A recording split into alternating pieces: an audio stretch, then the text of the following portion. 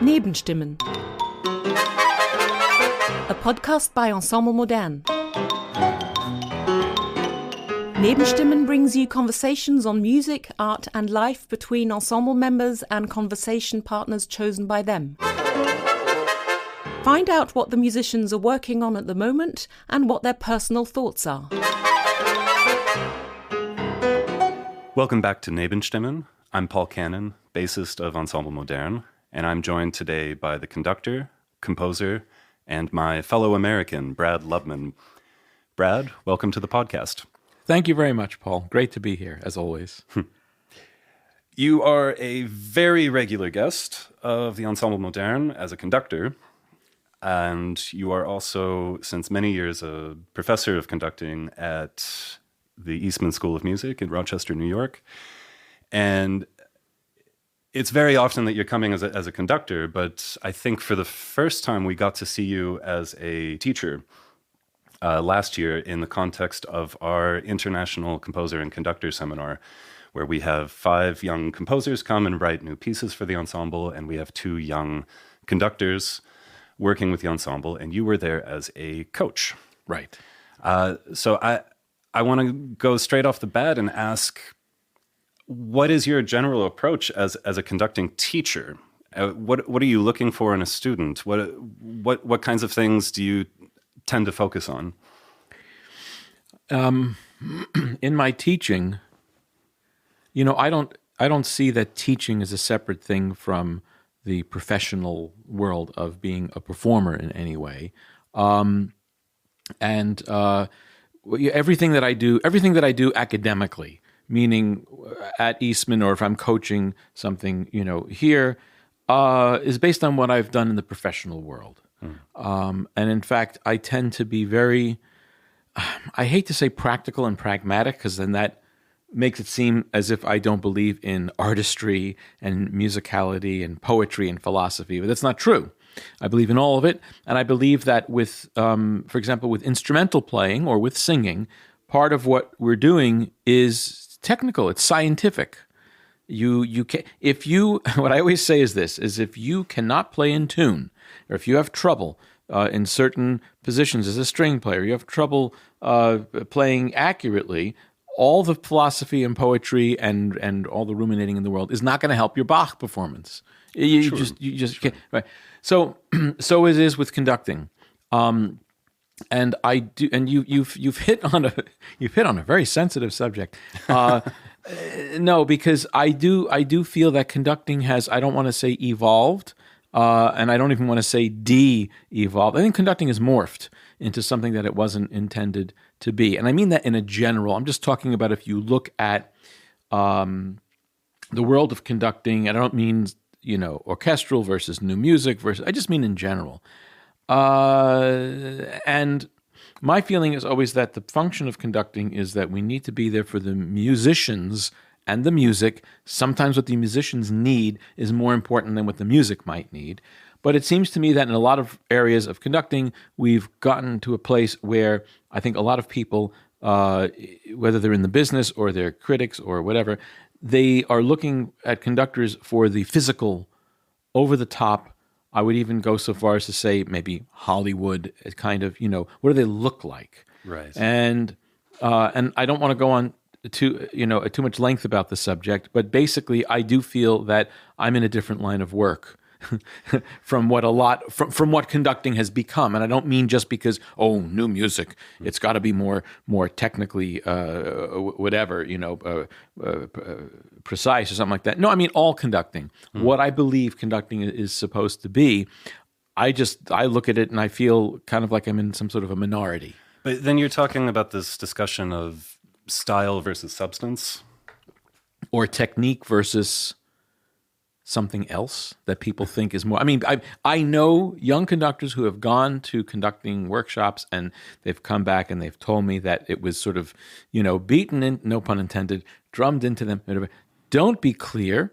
The orchestra doesn't need you to be clear. Don't beat time. You can't be musical if you beat time. Never conduct staccato. That was something that somebody told me. And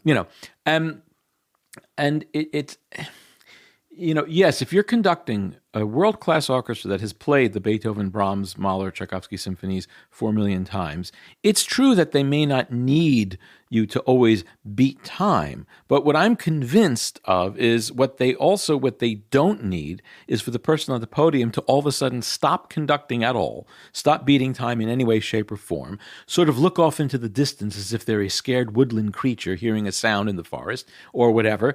They start rehearsing by saying things that really have nothing to do with the music at hand. They're trying to be philosophical and poetic.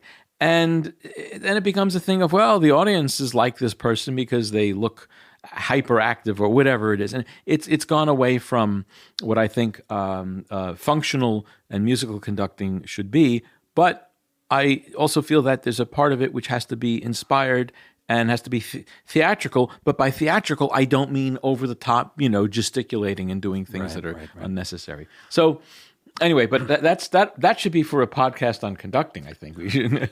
Well, I want to circle back to, because that's a very interesting question. So I think I'm going to circle back to that topic a bit later on. Yeah. But at the same time, it was interesting for me to watch you in your element, so to speak, of coaching and teaching, and it got me really wondering, how does one begin a career as a conductor? And specifically in your case, how did you get your start?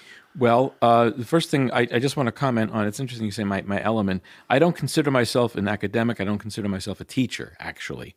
I don't consider that my element.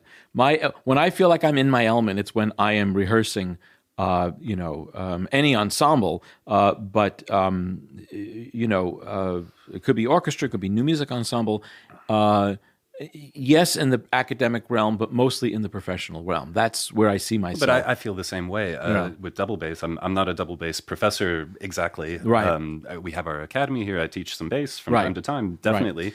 Right. But I'm also in my element. If people want to ask me a bunch of questions about bass, of course I'm very happy to do that. Right. Okay. So it's an element of many elements. But I only say that because there was a time in my life that I was vehemently opposed to being in an academic position. I had the chance earlier on where I had an academic position, and then after 5 years of that, I vowed I would never go back. Never. But then there were reasons why I agreed to apply to the job at the Eastman School of Music. It was sort of out of practical. When was that? So that was in 1995. I got a call 95. Out of the blue, right? I was on faculty before that at SUNY Stony Brook from 90 to 95. I was the head of the graduate orchestra, and I think I was probably only about 27 years old, so I was the same age as many of the students. In fact, in some cases, the students were older than I was. So that was strange. But anyway, that's why I say, my element, I think that I've had to work at figuring out how to teach conducting. I'm a very visually oriented person. I tend to learn things by observing and doing. But take me back a bit farther. Yeah. How did you actually get started? So I'm getting conducting. Yeah, okay. I'm getting at that. Now, what's interesting is today's date is the 7th of December. The 6th of December is a very important date for me because in 1981, on December 6th, I conducted for the first time in public. I was a sophomore in college, so that's second year, student. And I had the dream of conducting. I thought about conducting. I was obsessed with it. I don't know why. I can't remember why. Since I was about 14 years old. All right. So you have to imagine that my 3 years of high school, the last 3 years in the States of the public school system as high school, I bought many records. This would have been the late 1970s. I watched orchestral performances on TV. I went to orchestral performances. For example, Zubin Mehta had just taken over as music director of the New York Philharmonic. We would sometimes go to Tanglewood in the summer. I would watch Ozawa, watch them on TV, and I practiced conducting in front of a mirror. And I based a lot of my technique on what I was seeing Ozawa and Mehta do. My first year in college, I tried to start a reading orchestra because I thought, I better see if I can do this, So I put up a sign on the main bulletin board. I'd like to start a reading orchestra of repertoire. And I wrote out, flutes, oboes, clarinets, the whole list of the orchestra. So you put together your own orchestra. It didn't exist. No, 3 people signed up. Yeah, of course. Right. So with embarrassment, really, I was kind of like, oh boy, I'm such an idiot. I took the sign down and I thought, maybe it's not meant to be. All right. Next year, my second year in college, I was the desire to try conducting was so burning within me. I happened to speak with one of the oboists during an orchestra break. I said, I really want to see if I can actually conduct. I tried to start a reading orchestra last year. Only 3 people signed up. This oboist said, all string players out there, you'll forgive this. The oboist said, well, string players don't want to do extra playing, but wind players do. And I want to do the Dvorak Wind Serenade. How about I find half the ensemble if you put together the other half? Which for me was a blessing because I was unbelievably shy and I felt terrible, egotistical, that I would go to somebody and say, would you play the Dvorak Wind Serenade? I want to conduct. So if she was going to find half the group, I would find the other half that I could manage. I don't remember how many rehearsals we had. Maybe we rehearsed during the course of a month or something like that. What I do remember vaguely was the very, very first rehearsal. So now here I was, for the first time in my life, not conducting in front of a mirror, conducting human beings. And my memory of it is that we started the Dvorak Wind Serenade. Maybe I let them play 8 to 15 bars. I don't remember. It was very good, and I stopped, and I said something like, hey, everybody, wow, it's really going well. It sounds great. It's a little bit slower than my tempo, so if you can just, stick with me, follow my beat, and play the short notes shorter. And 43 years later, it's kind of the same thing, Okay. It's like, hey, that's going really, really well, What if it was better? Play the short note shorter. No, but the thing was that my point was this, is that I wanted to see if I actually had the ability to conduct, because I thought, and I really mean this absolutely sincerely, this is what I thought to myself. If it turns out that I'm no good at this, I think I probably thought to myself, colloquially, if it turns out that I suck, if it turns out that I'm no good, I'll just stick with being a percussionist. I wanted to do that anyway. Turns out it went well, and I've never stopped conducting since then. That's really kind of the story. I don't have a degree in conducting. When I finished my undergrad degree, I was a percussionist. I thought, well, I should get a master's degree, maybe as a conductor. Let me audition for 2 schools, which I did. I only chose 2 schools. I didn't get past the first round, and this was the one and only time I ever made a career plan. I thought to myself, okay, I don't need a degree in conducting. Boulez doesn't have one. Toscanini didn't have one. And I'd learned I just continued to conduct. I had a little new music ensemble with some friends. So I was doing some conducting there. I was freelancing in New York City as a percussionist. I started doing that literally only a few months after I finished my undergrad degree. I just happened to get a call for something that led to other gigs. There I was, freelance percussionist in New York. And a few years after that, not that many years, little new music ensembles, some which don't exist anymore, in New York, they started to call me. Word got out, hey, this guy does new music, So that's how that all started. There are other things along the way, other details, I did go to Aspen for 2 summers in the conducting program. I did a couple of master classes in conducting with Pierre Boulez along the way. Then came the job at SUNY Stony Brook. I had been a percussion master's student at Stony Brook. The job of orchestra conductor, I applied for that job. I got that job. I did that from 1990 to 95. I then left, or actually my contract was not renewed, which for me was a absolute blessing because I didn't want to be there. And I didn't want to quit. I didn't want to burn any bridges and quit. I just figured, what, let's see what happens. I don't think they're going to reappoint me. And they didn't, and that was great news for me. Inside, I was like, all right, great. Now I can go on and start my life. And then what happened was I had very few gigs. Things were not going the way I had planned. And the Eastman School of Music called me out of the blue, the director. This would have been in 1995, to say, we have a job opening, the Musica Nova Ensemble, the new music group. We're having a job search. And I was getting ready to say to the director of the school, thanks, but no thanks. I had 2 other institutions approach me by a letter, by mail, Cincinnati Conservatory and Minnesota University. We would like you to apply for the position of director of orchestras and orchestra conducting. Now, in 1995, there was no email, so I typed as fast as I could and sent the letter, thanks but no thanks. So now here I am on the phone with the director of the Eastman School of Music, getting ready to say to him, thanks but no thanks.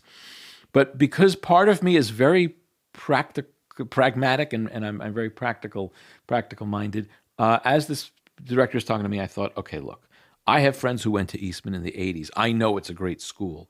What happens if a year from now I have nothing going on? I will be kicking myself that I didn't apply for this job. Sure.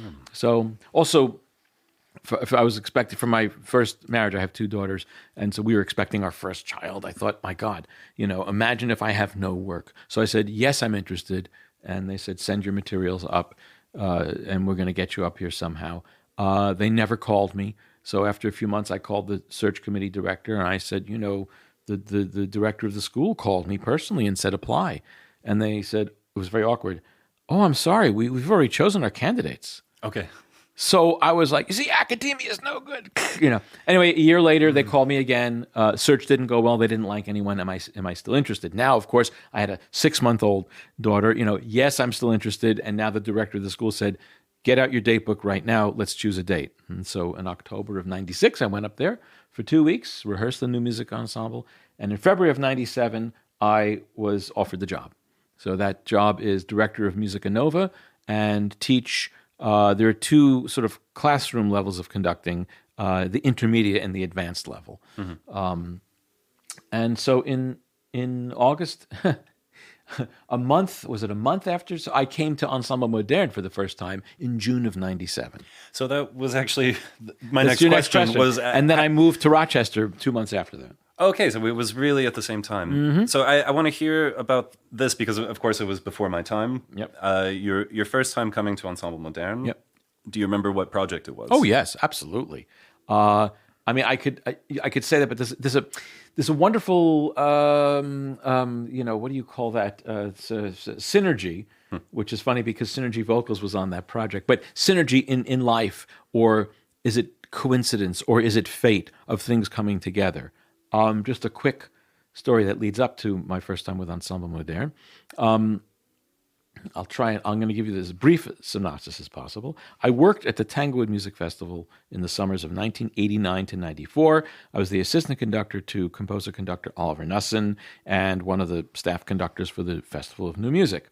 94 was to be my last summer there because I wanted to do more than just new music. And they were not willing. They were like, no, this is what the job is.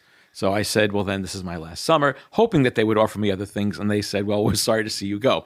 It's been great working with you. So anyway, but one door closes, the other one opens. That summer, because the guest composer was Louis Andriessen and the guest conductor for new music was Reinbert de Leeuw, they brought in the Bang on a Can All-Stars. Mm-hmm. Okay.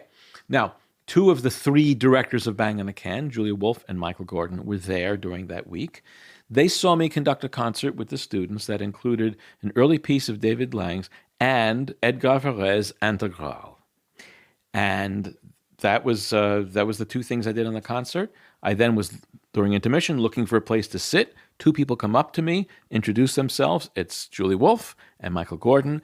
And I said, wow, it's great to meet you. And they said, that was fantastic. We loved, that Varèse was amazing. And they said, Bang on a Can is going to start a chamber orchestra in New York. We want you to be the conductor. I said, that's amazing. To whom do I send my resume? They said, no, don't send anything. We've just decided just now. We just hired you. Okay. We just hired you based on how you did David's piece, the Lang piece, and the Varèse. So that was summer of 94. January of 95, the Bang on a Can Chamber Orchestra, which, by the way, was called SPIT. We make our debut. I do the concert. At the end of the concert, this is in New York City, everybody's leaving, saying goodbye to friends and family. Michael Gordon comes over to me and he goes, hey, Steve Reich was at the concert. I mean, I nearly fainted. I said, what? He goes, in fact, he's still here. He wants to meet you. Okay. So I go and I meet Steve Reich. And he's, wow, I'm so impressed. It was really great. Oh, you're conducting. I might have something for you. I'll give you a call at some point. The next morning he called me. I think he woke me up, and he goes, look, once again, great job.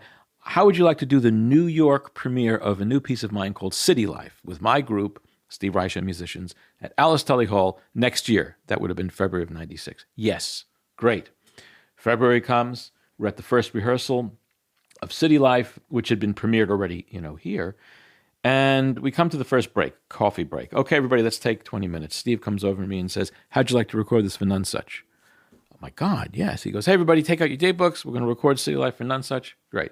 Then he tells me that he's working on a new piece, a commission from Ensemble Modern, a multimedia piece, and he's going to recommend that they engage me. And that's how we get to June of 1997. The piece was his second video opera called Three Tales. It was not completed yet, so we only had about 8 minutes of the piece. Okay. But the other thing, and this is for you music history buffs out there, that concurrent with the beginnings of Three Tales in June of 97 was his landmark piece, Music for 18 Musicians, was being played for the first time by a group other than his ensemble. And that was Ensemble Modern. Right. So I was here to help out with that. I remember he said, look, help coach, do whatever. Well, and that was a big process, right? With Big that piece, process. Because for his ensemble, it wasn't really notated. That's right. So this was basically a new score of an old piece. It was a new score, right. And there's a whole story behind that. But so I was here to help coach that. I was here to conduct what was the first 8 minutes of Three Tales. And because Three Tales was not complete, they added that piece called 8 Lines, which I was conducting. And that's how I got here, and that was in June of 97. And then in August of 97, I moved to Rochester, New York, and started my position at Eastman, and the rest is history. Right. Well, you've done quite a lot of programs in the meantime, both with us, but also with many orchestras and other ensembles. I mean, if I just read your bio, you've been pretty much everywhere, as far as I can see. I have. Europe has become sort of a second home. I mean, people say, where are you based? I say usually on a plane between Rochester and someplace in Europe, which I love because I love traveling. I love traveling in Europe. I love working with the different orchestras and ensembles. It's really something that I feel very, very blessed and lucky to be able to do, and that I am still in good health that I can still do it. I wanted to ask your thoughts about this week's program. Mm-hmm. I don't know when this podcast comes out. It could be that the podcast is coming after the concert's already done and gone, but it's still, I think, a very interesting program. And it's interesting at first glance because as I'm looking at it, these are mostly not new pieces.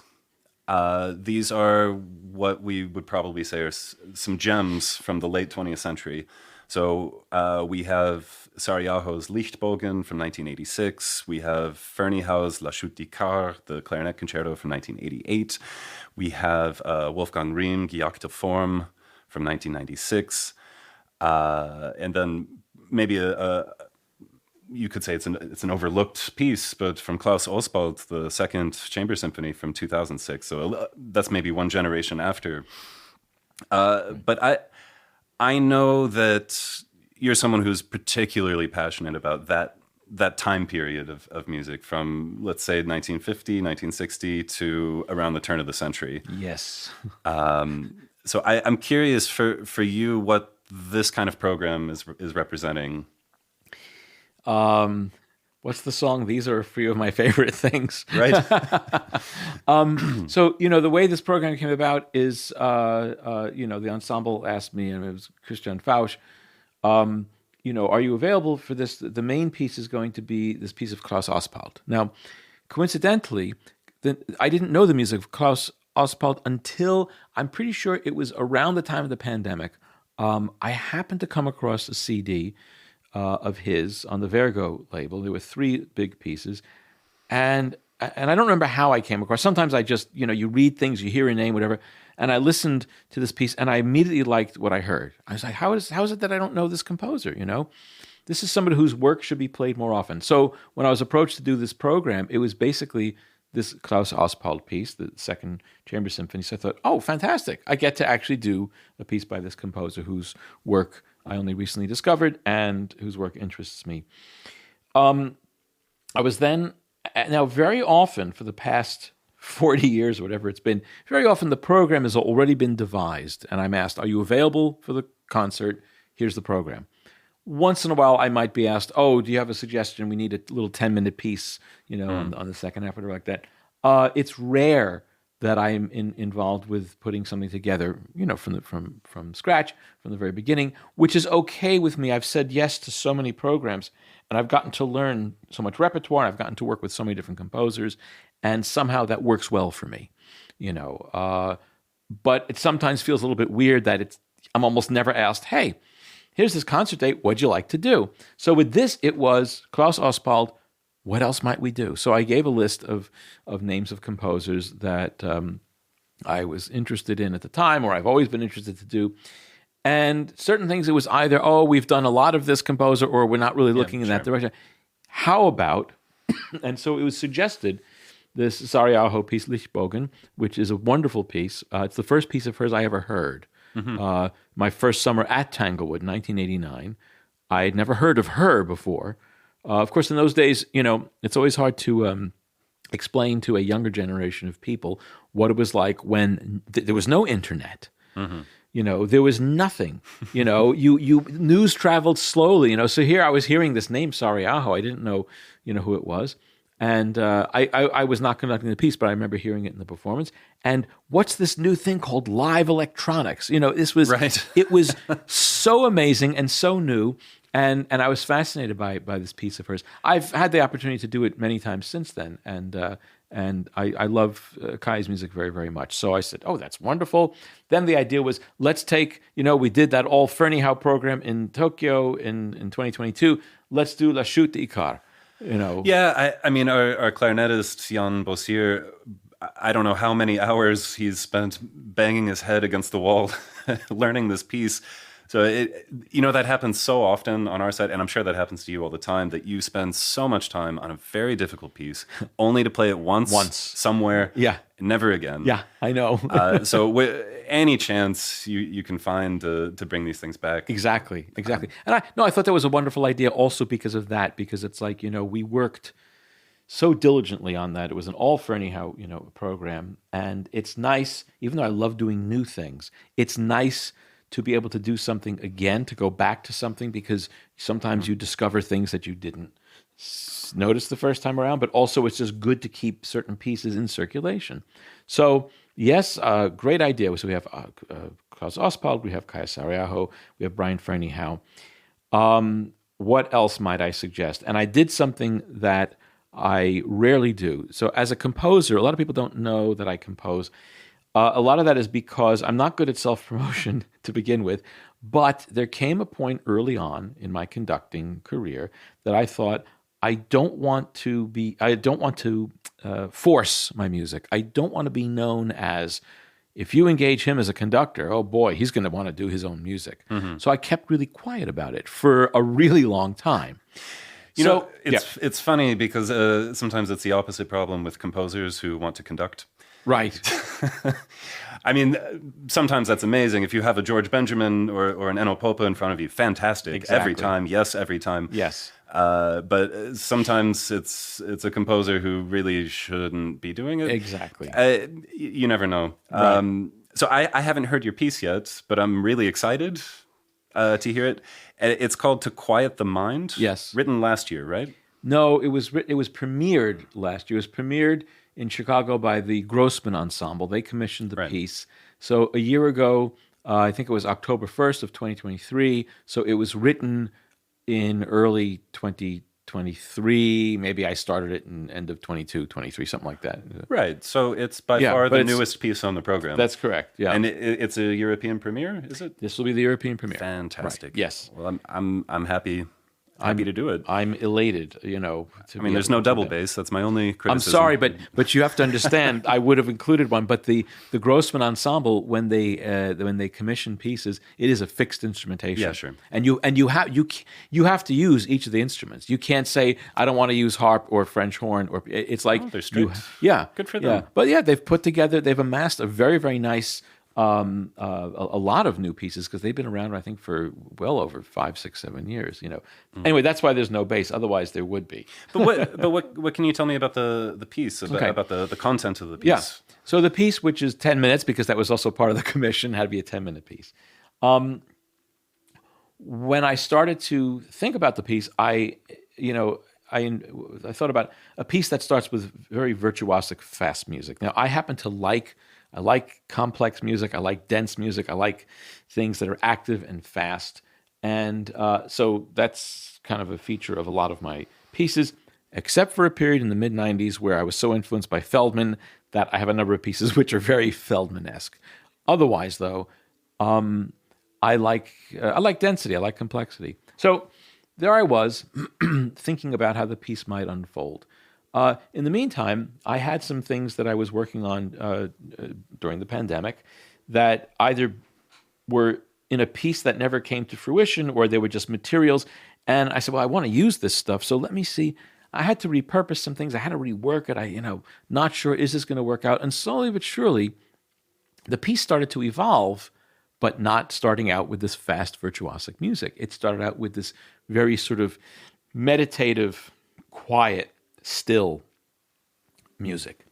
And that's how the piece kept evolving. And I thought, well, because I know the people in the Grossman Ensemble for whom the piece is written, I don't know all of them, but I knew many of them. And I want to have some music which is indeed fast and virtuosic.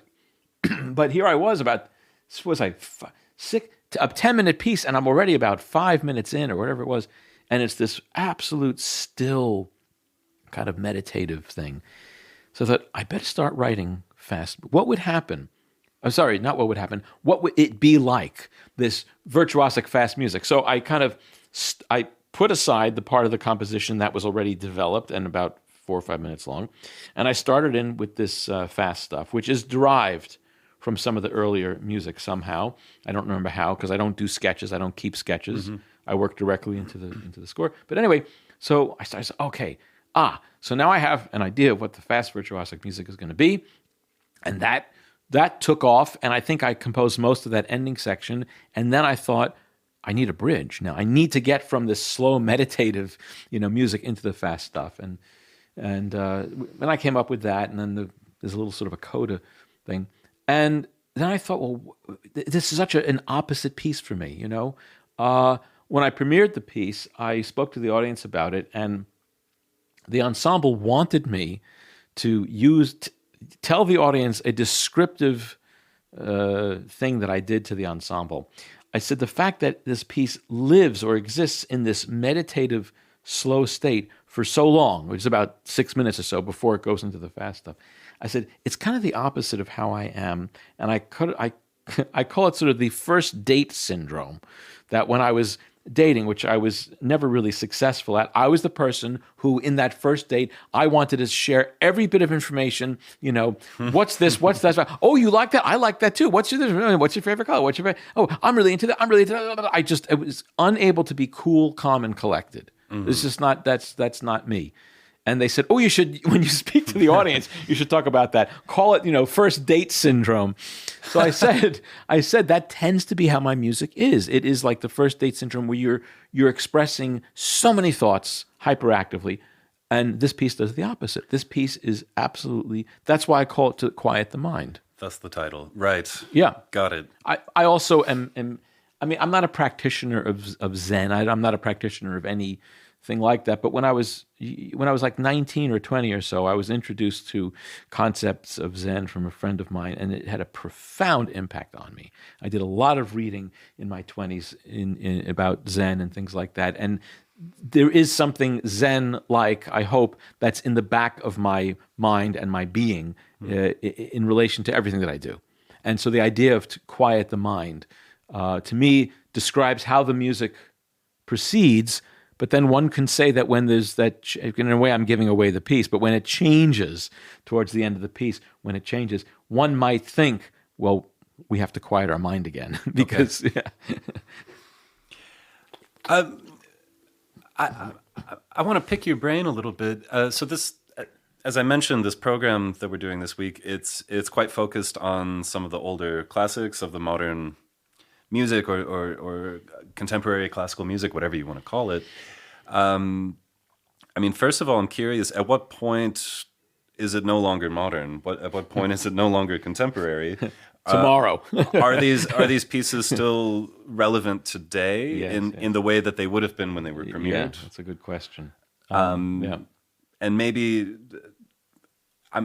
you've premiered so many pieces yourself, and you continue to premiere a lot of pieces. Yes. And I'm curious in relation to those older pieces from your own student times or even before then until today, what kind of developments have you been tracking? What kind of trends have you noticed? Right. We should. I just wanted. It was a lot of questions. Excuse me. No, but no, it's great. But there's one thing. So there was a piece that was added to the programs as a in memoriam of Wolfgang Riem, who sadly passed away earlier this year, and that's Gejagte Form, which is one of my favorite pieces. Right. And I had the great pleasure to do it with Ensemble Modern in 2006 when we premiered Helmut Lachenmann's Concertini. So it holds a special place in my heart. And so now to get to your the sort of the question, some of the pieces. People talk about the classics of the repertoire, whether you're talking about Beethoven Eroica or the Rite of Spring, or just in general, Mozart and Brahms and all this sort of stuff. Mm-hmm. And what I think many people don't know is that a lot of these pieces that they feel are masterpieces, whatever that word actually means, were not seen as such. And there's this wonderful book called A Lexicon of Musical Invective. I've read that book. Compiled by Nicholas Slonimsky, yeah. Who, by the way, turns out was a cousin of mine.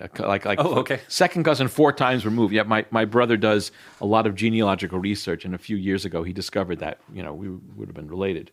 But in it, Slonimsky compiles newspaper reviews, critics' reviews from the time of Beethoven to Schoenberg. And it's amazing to read some of the reviews. For example, of Beethoven's 7th Symphony, there's one paper, it's in the mid-1800s, saying, and I'm paraphrasing, but saying, "We have now heard Beethoven's 7th Symphony many times, and in it we can detect no design, no connection amongst its parts. We would have called it even a hoax." This is Beethoven's 7, Right. Other critics talking about Brahms, the cerebral composer who is incapable of writing a melody. I mean, so the idea, the illusion that, these were the great master composers, I mean, everything is relative. Now, I'm not saying that Beethoven and Brahms are not great composers. What I am saying, though, is think about how things are relative to their time. The people who thought that the Rite of Spring was unplayable, or who thought that it wasn't music. You can apply that to God knows how many pieces. And so some of the developments, some of the things I've seen, and this is amazing, is pieces that were once difficult or presented problems, either problems of intonation or problems of rhythm or whatever. 20 years later, all of a sudden, everyone's able to play it. Just like you can do now with a good conservatory orchestra. They can play the Rite of Spring probably better than many professional orchestras could in the 1940s, 50s, and 60s. It's just that's possible. Yeah, it's just how things evolve. So I have seen, just in terms of performance abilities, I've seen things get to a level where there have been now, it's more than just one generation, but a couple of young generations who are able to do things with greater ease than perhaps their teacher's generation or the teacher's generation. But in terms of compositional developments and such, I would say since approximately 1950, that's just it used to be that people would say music since 1945, that was like the cutoff point. I mean, okay, we could say since 1945, 1950. The proliferation of musical styles is so overwhelming, but in a good way, and amazing.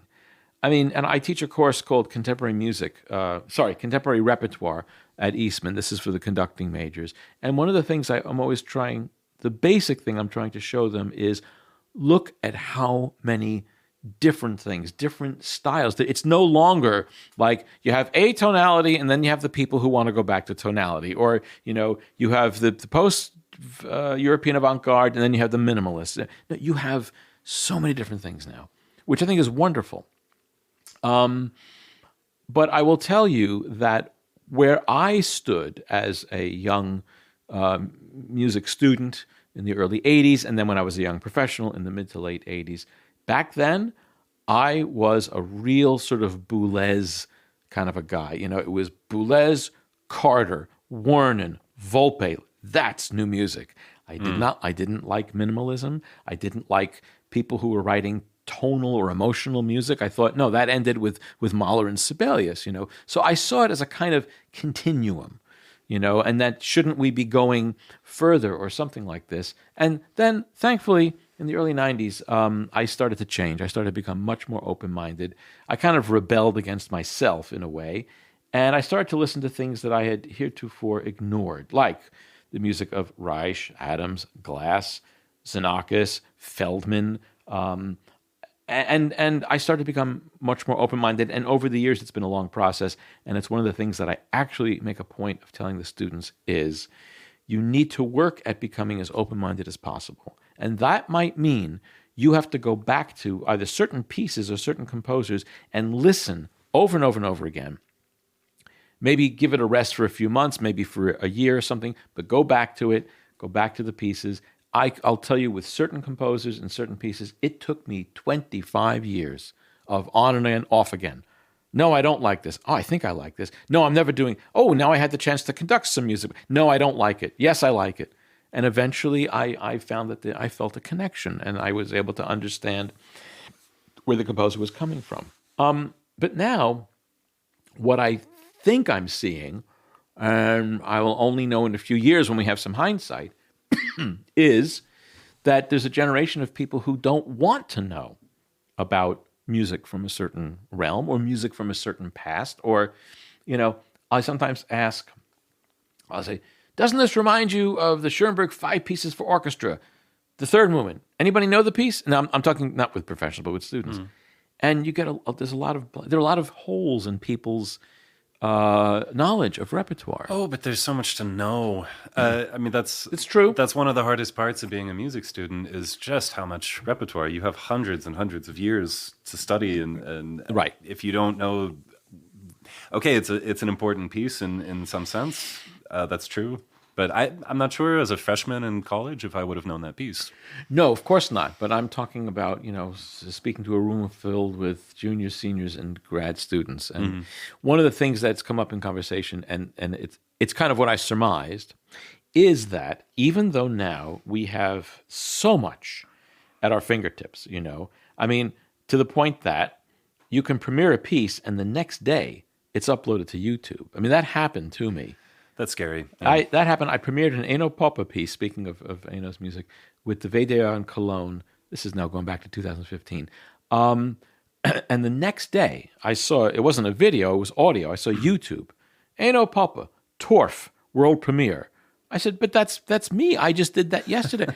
And then I scrolled down, and it was from the broadcast. There was a live broadcast.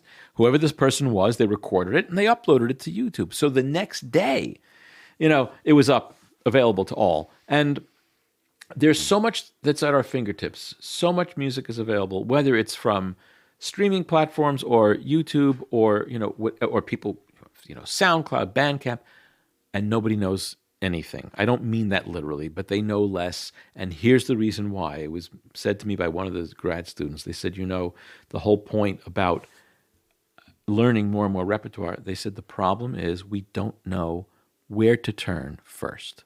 And I said, so you mean to tell me that it's no longer like, you should know these, you know, the 9 symphonies of Beethoven or these sonatas of Beethoven, and you should know these symphonies by so-and-so. They said, yeah, there's no longer something that gives us a hint of what direction we should go in. I don't know if I agree with that, but I do think I do think it's important to let go of the embarrassment of not knowing a name. I think that's very important. I agree with you. Because I mean, I've been in this business a while now. I've played a lot of pieces. I've met a lot of composers. Right. I've listened to a lot of stuff. Yeah. And a week doesn't go by that I'm not confronted with, oh, you've never heard of this person? Yeah. Oh, sure. Are you stupid? You don't know this one? And that at some point you just get over it. There's too many names. There's too many names. And there's no need to be embarrassed. It's just cool. Right. Now I know this one too. Yeah, but the problem is confounded now with so I think when I was a teenager, whatever, getting into classical music, there was the Schwann record catalog, and one could argue and say that, well, maybe that was limited, but it wasn't. It kind of showed you every record that was available, and it was curated. It was curated in a way. I mean, when there's producers involved, there's record companies involved. Somebody's deciding who gets listened to. Exactly right. RCA deciding that. Here's all you need to know about classical music. It's the NBC Symphony and Toscanini conducting, and you need to know the 9 symphonies of Beethoven, the 4 of Brahms, Tchaikovsky 4, 5, and 6. We don't think he wrote 1, 2, and 3. These Verdi overtures. It was curated, perhaps to a fault and too limited, but at least it gave people some direction. Now we don't have that. The other thing we don't have is there's a change in how music history is taught. I don't know if it's at every university, but I do know that it's become something in which they're no longer teaching like the timeline. You don't learn these are the representative things from the medieval and Renaissance and Baroque and classical and Romantic. Chronological. Yeah. It's chronological. It's not done that way. It's done based on topics. Music and politics, music and nature, music and Interesting. And I have, and this you can broadcast, I have a huge problem with that. I really, really do.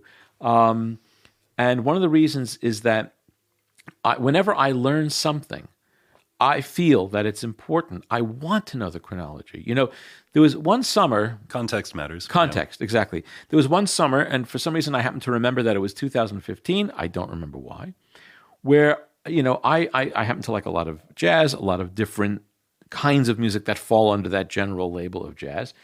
And I'm a big fan of John Coltrane and Miles Davis, but I realized that there was a lot of music, a lot of albums of Miles Davis that I didn't know. And I read his autobiography, and I listened to every single recording that he ever made. It was a fantastic, not only just for educational reasons, but I was inspired and you did that chronologically. I don't know if I got to them chronologically, but then as I was putting together a playlist, I needed to know. What came out, because I knew Kind of Blue, I knew Bitches Brew, I knew In a Silent Way, and there may have been one other one in the early 60s or so. I needed to go before Kind of Blue. That was the album that completely blew my mind. I needed to know, was this 1964 or 67? And I'm like that. Let's say I'm, getting to know, I can't think of a composer off the top of my head.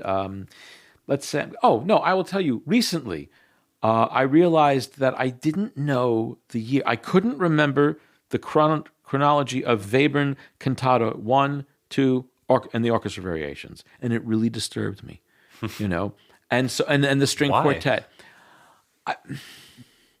Because I want to know, did something influence something else? What came before? Right. What is something looking backwards? Was there a foreshadowing? I don't know. Maybe I'm just strange in that way. I always want to know. I'm like this with works of visual art. If I'm looking at a retrospective, let's say, of whoever it could be, de Kooning, Kandinsky, Jean Miro, whatever, I want to see the evolution. I need to know, did this come before that? Was this from the 1920s and this was from the 1940s? I don't know. And so I feel that it's important in terms of music history because I think it's important to know what influenced what. I remember reading about 3 years ago or so, there was a group that was forming that was going to do things like they're going to take fruit and squash it on a piece of manuscript paper, and wherever the fruit stains fall, those are going to be the notes. And you feel like saying, do you ever hear of Cage? Have you heard of Fluxus? Have you heard of... Now, maybe they did hear of it, but it's this almost idea that history doesn't matter and we're coming up with something new, and... Oh, the search for novelty. That's a very difficult thing because in order to truly come up with something new, you would have to know everything which has already happened, and that's not possible. That's not possible. So of course it can happen. You're going to come up with an idea, and you just reinvented the bus. Exactly. I know. Okay. I know. I want to circle back to that first question. Yes. That we started this whole talk with. Yeah. I just asked you about developments in composition from the 20th century to the 21st century. Right. Have you seen similar developments in conducting? from the 20th to the 21st Yeah, century. as I said, that's we need a separate podcast for this. Yes, I have. And I was alluding to it earlier on when I was talking about this, and I kept saying things like, "Don't even get me started on this subject." But so let's see. Let's see if I can sum up or encapsulate. Yeah. Well, all right. So conducting. It's often been said that the father of the modern school of conducting was Sir Arthur Nikisch, in the late 1800s, that he was maybe the first to be the sort that put his interpretation, and he had a way of apparently he was very hypnotic, and people would play and they wouldn't even know why and how and all that. Okay, whatever. There were many composers who conducted, not only Wagner and Mendelssohn and Berlioz, but, of course, you got Strauss, and even Puccini conducted some, and Brahms conducted some, And then there were the conductors who were perhaps more about the sort of meticulous preparation, and they were friends with the composer, and maybe they didn't imbue the work with some sort of personal, will. And then you had people like, now I'm going to go from the late 1800s all the way into the early 1900s, into the 1930s, Wilhelm Mengelberg, who was, known for really putting an enormous personal spin on things. The same could be said of Furtwängler. You had these conductors who were known for maybe not always being true to the letter of the score, in a literal way, and maybe putting too much of their imagination in on the thing. But the one thing that was consistent from, of course, the late 1800s, we don't know because there's no film. So I'm talking about conductors where there's either good written description or there is film, was that conducting was not something that was supposed to call attention to itself. It was not about being histrionic. It was not about dancing around or doing some sort of visual, reinterpretation of, of Romeo and Juliet, or, Mahler reliving his childhood, whatever. You were there to help the musicians get through the piece. Now, in those days, a symphony by Brahms, and by those days, I mean late 1800s, early 1900s, symphony by Brahms was very difficult to play. In fact, I remember It still is. It still is, I know. But the familiarity now, and the fact that many people, they know what are the tunes, what are the difficult things, when am I the accompaniment. But even someone like great conductor, composer, educator Gunther Schuller, I remember him saying in a master class I heard in the early 90s at Tanglewood, he said that there was a time when the Brahms symphonies were really, really difficult repertoire, And if you think about the conductors who were born in the late 1800s, Toscanini was born in 1867. That's 40 years only after Beethoven died. So he's really of another time. But then a little bit later than that, you had Bruno Walter and Sir Adrian Boult and Carl Böhm and all these people. For them to be conducting Brahms, that was new music. And I mean that like somebody nowadays conducting Riem and Sarajevo and Ferneyhough. So the orchestra needed help.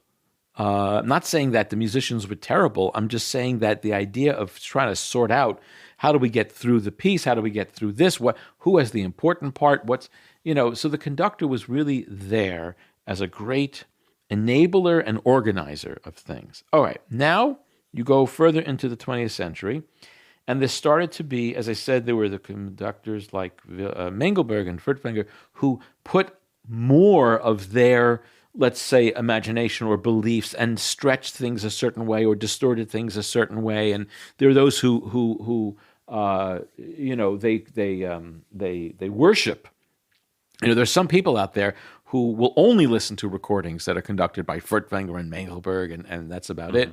But then what started to happen was it went beyond just the realm of interpretation or belief in what the composer's message was, and it started to go into the visual realm. Now, conducting was not meant to be a visual thing in the same way that, famous example, Nathan Milstein, one of the great violinists of the 20th century. But I remember hearing a story that somebody said they told some friend of theirs, "Oh, Milstein is playing. Well, he's almost at the end of his career. You must go and hear it." And the person went to hear Milstein, and they were very bored. They didn't like it. And the person telling the story said, what are you talking about? This is one of the greatest violinists. He said, he didn't really seem to move around and do much. Right. So there's that aspect. We've become a highly visual society. And yes, one could say that Bernstein was one of the people. Bernstein and Von Karajan were largely responsible for that. But Bernstein was not trying to do anything other than communicate through gesture to the orchestra what he felt the music needed to do. He was not aware of his conducting. In fact, there's a video in which he says that when he was studying a tango with Kusevitsky, I think, the suggestion was to the students to conduct in front of a mirror.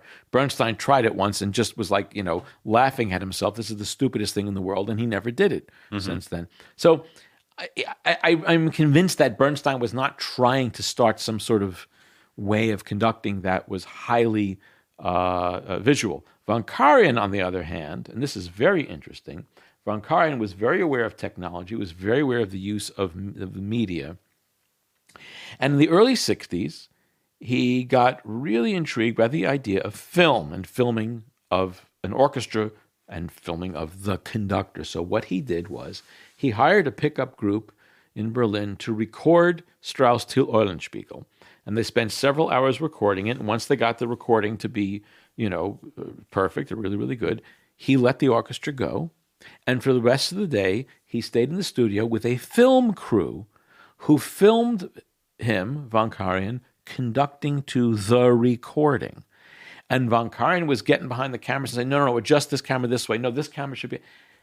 And what's very interesting to me is if you look at his conducting from prior to this point, so there's films of him from the 1950s, Berlin Philharmonic, they're on tour in Tokyo, Brahms 1. He's using a longer baton than we're used to seeing. Yes, he still looks like Von Karajan, but the gestures are somewhat different than from after this period, I think it was 1962, 63, where he filmed himself extensively. He starts to use, there's a smaller baton, there's much more of the Von Karajan-esque flowy, gestures. I think he became very, very aware of what he looked like. And I don't mean looks and then like the hair. I mean what his gestures, what his baton technique looked like. Now, this is a good thing, but it's a bad thing. It's always a double-edged thing. It always is, because you want, as a conductor, you want to enable the musicians to rise to the absolute peak of their abilities. As far as I'm concerned, may as well do it within the first 15 minutes of a rehearsal, the first half hour. Why not? Let's just get to where we know we're going to go. And doesn't mean you have to be at peak performance for the next 3 days, but let's just establish what is the level we're trying to get to. Now, if you can be clear, meaning that you have technique that enables the players to know what they need to do without asking millions of questions, you conduct in such a way that you're giving them the framework of the piece, you're giving them the scaffolding, the skeleton, whatever, and then they can pour into that the notes that they need to do. You do that in a clear way, a technical way, but you do it in a musical and an artistic way. You are then achieving some of the highest possible results in the shortest amount of time, A. B, you are enabling the orchestra and the ensemble. You're not getting in their way. C, you go in there and you entrust the musicians. You treat them with utmost respect. You have trust and you treat them with respect. And that's very easy to do if you have been a member of an ensemble and an orchestra. And I never forget what it's like, because as I said, I freelanced as a percussionist. I played for at least 5 years professionally. And I never forget what that's like to be on that side of the podium. But the school of thought of, you have to inspire them, and it's not about being clear. And, after all, look at Bernstein, look at Von Karajan, look at, Furtwängler, these people with this unreliable technique. Von Karajan had very good technique, by the way. Klemperer was another one with strange technique. As if that's supposed to impart some very special message that you can. I mean, it can, but it first of all, it really depends on the piece. Yes. It also depends on how well the ensemble knows the piece. Yes. So, I mean, if it's a new piece and it's quite complicated and intricate, then getting a weird, crazy, big gesture doesn't help at all. It doesn't help. And I've been thinking about this a lot recently, like what makes a great conductor great? And I guess there's a lot of answers you could give. There are. And it's a big combination of things, of course. Yes. And musical skills, your ears, the communication and the rehearsal technique. But I think if I had to put something at the number one spot, I'd probably say confidence. And it's not necessarily the confidence of, here I am, look at me. No. It's the confidence that you can impart by looking me in the eye and giving me a cue. And I know that if I play right now, I'm right. Yes. And that gives me as a player the confidence to just absolutely crush the thing. Yes. And that's something you do very well. Thank you. And I think that might be what you're talking about here. There's this kind of Instagram confidence of it. It looks to someone who doesn't know any better that this is a very confident person who's gesticulating wildly on the podium. Yeah. But it doesn't help anybody. But in the practical matters for the musicians, because there's very specific information, and I think most listeners don't realize exactly what a conductor does. That's true. But for the performers, there's some very precise information in all of that gesticulating that we need. Yes. And the more complicated and intricate the piece, the more precise and clear that needs to be. Exactly. So that in a program like this, we're playing Ferneyhough, for God's sake. We don't need somebody just jumping around. And wasn't it interesting today, and I love when this happens, wasn't it interesting today that In rehearsal, at measure, I wish I could remember what it was, it's towards the end, towards the very, very end, where all of a sudden it gets very, very, very quiet. And there's a bar of, and it's 16th note equals 88 or so, 86. And it's a bar of 2/16, and then 3/16, and then 5/16. And then we're on the last page and it gets very, very loud. It was the quiet thing. Mm-hmm. And we were rehearsing it, and I was taking it apart and only rehearsing certain instruments, and then blah, blah, blah. And then Christian Hummel, the fantastic oboist, said, he goes, but it's 2/16, 3/16. Yes, he says, could it maybe be a little bit more rhythmic?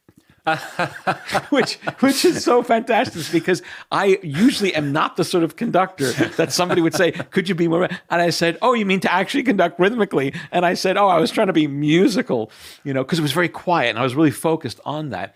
But I love that, because then it just shows that, and this is I'm not trying to prove that I'm right.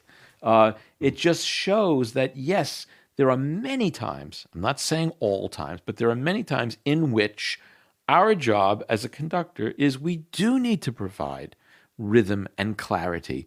And it's not just being clear and not just being rhythmic, it's what kind of rhythm, or what is the manner or the feel or something like that, so that we can enable the musicians to do not only their utmost best, but to do what the composer is trying to get across. Well, I rest my case. I think on that note, we can call it a day. Yeah, I might need to go practice now. Okay. No. Time off is very important, I think. Even though, what did I say to several people? When did you get here? I said, I've had too much time off. I've had a couple of free days. I don't do well with time off. I couldn't wait to get here and start rehearsing. I got here early because I was coming from someplace else, and I had 2 days. And yes, it's very good. I can take more time to study, but it's too much free time. I don't do well with free time. I do well when I'm in gear. Yeah, you understand what I mean. Anyway. Well, Brad, I'll see you tomorrow, and I want to thank our listeners for checking in on deep thoughts from Brad and Paul. Yes, well, Paul, thank you for having me. It's always a great pleasure to chat with you. It's a great pleasure to work with you, too. I mean, that's, you're just a phenomenal player, phenomenal musician. It's always such a pleasure, but also great when we have a chance to sort of, chat about these things. So thank you for having me. That was Nebenstimmen, a podcast by Ensemble Modern.